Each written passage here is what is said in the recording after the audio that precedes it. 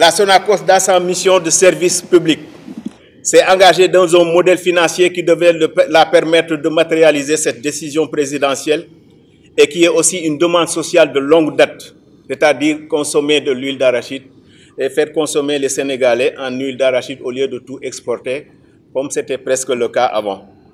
Le ministre du Commerce, dans sa visite de partenariat des acteurs économiques de Touba et Sonacos, avait annoncé avoir instruit ses services pour que désormais tous les petits formats d'emballage d'huile raffinée soient impérativement et exclusivement en huile d'arachide fabriquée au Sénégal. Mais rien n'a été fait par ces services depuis lors. Le produit fini stocké et invendu à la Sonacos se chiffre à plus de 6 milliards de francs CFA et au même moment, des autorisations d'importation sont délivrées en grand nombre aux opérateurs économiques et à des sociétés concurrentes qui refusent de respecter l'application du protocole. Pourquoi des acteurs du secteur posent-ils des actes qui sabordent la volonté du chef de l'État et du ministre du Commerce sans sanction?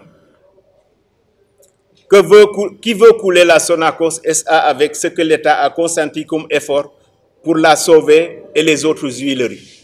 Sonacos SA, prenons l'opinion publique en témoin pour avoir raffiné des quantités très importantes et mises dans le marché local des huiles de qualité supérieure à un prix social pour éviter aux consommateurs les huiles raffinées importées de qualité douteuse.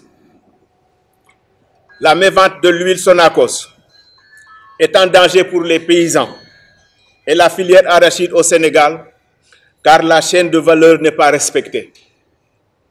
Les travailleurs refusent d'être sacrifiés par des fonctionnaires mus par leurs intérêts crypto-personnels. Ils disent non, ça suffit, et dénoncent les acteurs véreux qui refusent les directives de M. le Président de la République et de son brave ministre du Commerce. Le Sénégal importe pour 200 milliards d'huile, alors qu'il dispose des usines en mesure de satisfaire la consommation annuelle du Sénégal. Nous exigeons d'ailleurs 50% des parts du marché local en huile d'arachide, car les récoltes de paysans augmentent d'année en année. La Sonacos ne peut pas continuer à enjamber le marché sénégalais de l'huile de 200 milliards de francs CFA par an et brader sa production sur le marché international dont elle n'a pas la maîtrise des cours de l'huile et du dollar.